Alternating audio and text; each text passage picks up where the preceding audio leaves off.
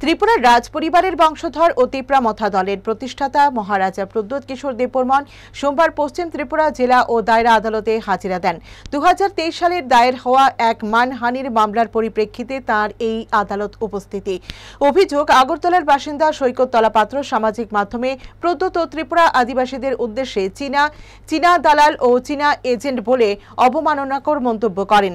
রাজপরিবার ও আদিবাসী সমাজের মর্যাদা হানির অভিযোগে প্রদ্যোৎ কিশোর থানায় অভিযোগ দাখিল করলে পুলিশ তদন্ত শুরু করে এবং তলাপাত্রকে গ্রেফতার করে। তার বিরুদ্ধে আইপিসি, আইটি আইন ও ডিজিটাল নিরাপত্তা আইনের বিভিন্ন ধারায় মামলা চলে।